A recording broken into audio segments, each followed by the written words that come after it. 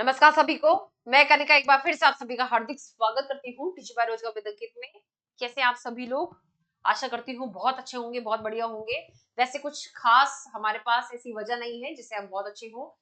CTET पात्रता परीक्षा, अगर हम इसके ऊपर विश्वास नहीं करेंगे तो हम किसके ऊपर विश्वास करेंगे? सबसे बड़ी बात यह है, आजकल तो व्यक्तियों के ऊपर विश्वास नहीं रहा, लेकिन परीक्षाओं के ऊपर भी विश्वास नहीं रहा।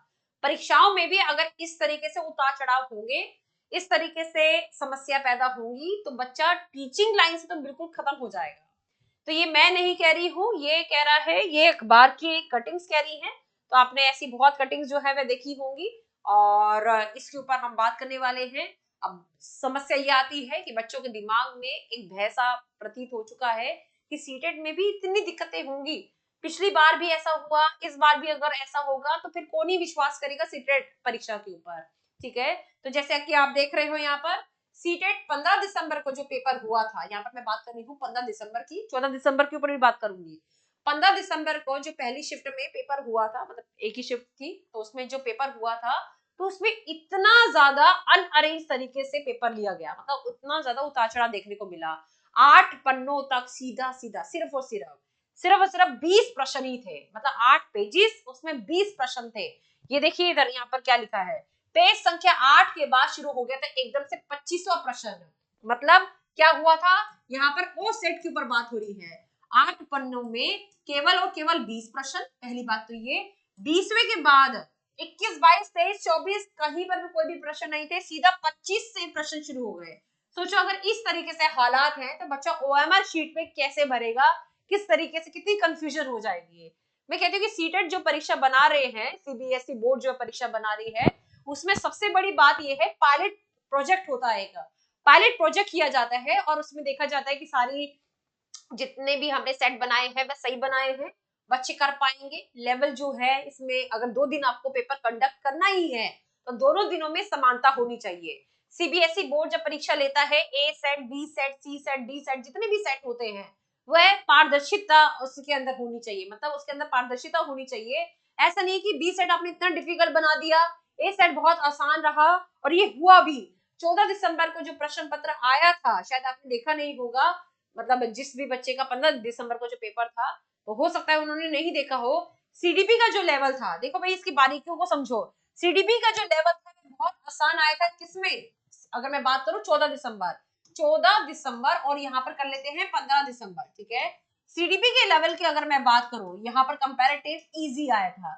और अगर मैं 15 दिसंबर के बारे में बात करूं, यानी कि दोनों शिफ्टों में, दोनों पारियों में सीडीपी का जो लेवल था आसान आया था। कंपैरेटिव अगर हम देखें, तुलना करें, 15 दिसंबर को जो सीटेट का एग्जाम हुआ था, उसमें जो सीडीपी का जो लेवल आया था, सीडीपी का ही लेवल जो था वह काफी कठिन था। अब बोलने वाले लोग क्या कहते हैं, अरे ये तो मैंने पढ़ाया, अरे ये तो हमने किया, अरे ये तो मॉडरेट आया, अरे ये तो लड्डू प्रश्न पत्र आए ना, सुना होगा आपने। लेकिन ऐसा नहीं है, बच्चों से पूछकर देखो कि उनका लेवल क्या है। अगर हम जब तक बच्चों के लेवल तक नहीं जाएंगे, तब तक हम तो पढ़ाई देंगे ना। जब तक हम आप लोग के लेवल तक नहीं जाएंगे, तब तक कैसा होगा? तो आपने देखा होगा कि जो 15 दिसंबर को जो प्रश्न पत्र आया था, सीडीपी के लेवल से ही कठिन था। चलिए, ऐसा होता है कि अगर एक सेक्शन अगर आप डिफिकल्ट रखते हैं तो दूसरे सेक्शन को आप आसान कर देते हैं। तो इसमें सीडीपी जो है वो थोड़ी सी डिफिकल्ट इजी थी, फिर बाकी सेक्शन जो है थोड़ा सा मध्य लेवल पर रख दिए गए थे, मॉडरेट लेवल पर कह सकते हैं, और उसमें एक आधा सेक्शन जो था वो डिफिकल्ट था। इसमें चलता है, लेकिन अगर यहाँ पर आप हर एक सेक्शन को डिफिकल्ट रखेंगे, टाइम तो हमारे पास उतना ही है, और उतने ही समय में हमें सारे प्रश्न भी लगाने हैं, हमें ओएमआर शीट भी भरनी है, सारी चीजें करनी है ना उतने ही समय में, तो टाइम तो हमारे पास बचा ही नहीं। क्यों? क्योंकि आपने हर एक सेक्शन को आपने इतना कठिन कर दिया। हर एक सेक्शन को हम कह सकते हैं लेंदी कर दिया, बहुत ज्यादा लंबे चौड़े प्रश्न पत्र थे। साइंस तो हार्ड थी, एसएसटी तो हार्ड थी, फिर संस्कृत, संस्कृत का पैराग्राफ देखा था तुमने? संस्कृत का पैराग्राफ जो था वह इतना हार्ड था। तो कुल मिला के अगर हम कहें सीडीपी, तो इतने लंबे लंबे प्रश्न, सिर्फ लंबे प्रश्न नहीं, भाषा भी उसकी डिफिकल्ट। तो अगर हम देखें तो कहीं ना कहीं तो नाइंसाफी हुई है इन बच्चों के साथ, जिसका 15 दिसंबर को पेपर था। कमेंट में जरूर बताना कि किसके 15 दिसंबर को पेपर था, बहुत अच्छा हुआ।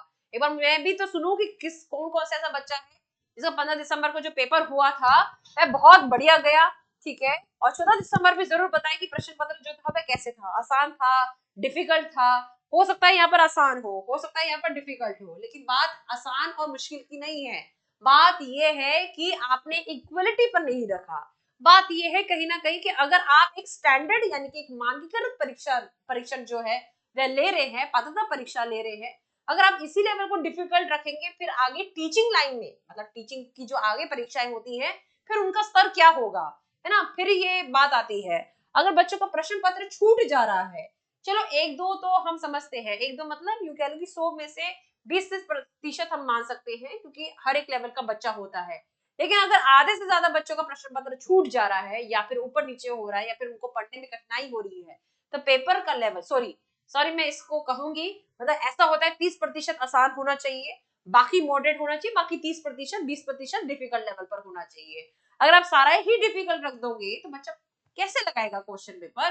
और उसका मनोबल देखो, नेक्स्ट बार में मनोबल कितना कैसा होगा, मनोबल अच्छा होगा, डाउन होगा। फिर छोटे छोटे शब्दों में आपने दिक्कतें कर रखी है, मोटिवेशन को कुछ और लिखा हुआ है, फिर आपने पन्नों में कितनी दिक्कत कर रखी है, प्रिंट अच्छे से नहीं हो रखा है, तो ये बहुत ही दिक्कतें वाली बात है। और अब बात ये आती है, सीधा सीधा सवाल खड़ा होगा, होगा बिल्कुल होगा, कि नॉर्मलाइजेशन अब बच्चों की डिमांड रहेगी कि वो होना चाहिए।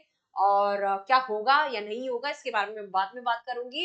एक कैसा होता है और कितनी बार हुआ है, सीटेट के इतिहास में कितना हुआ है, ये नहीं कि हम चाहेंगे जो भी और वो हमारे लिए हो जाएगा। सीबीएसई वाले कभी ऐसा नहीं करते हैं।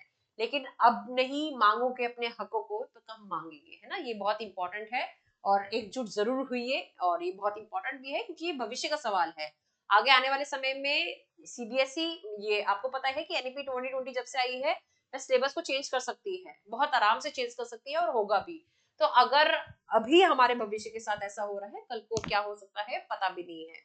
तो आप मुझे बताएं कि आपको पेपर का लेवल इजी लगा 15 दिसंबर को, स्पेशली अगर मैं कहूँ, आसान लगा या फिर डिफिकल्ट लगा। और आपके अनुसार आपको क्या लगता है कि नॉर्मलाइजेशन होना चाहिए कि नहीं होना चाहिए। यहीं से पता चल जाएगा कि बच्चा कितना अवेयर है अपने हकों के बारे में। चिल्ड्रन राइट्स ऐसे ही नहीं होता है, उसके लिए हमें काम भी करना पड़ता है। ठीक है।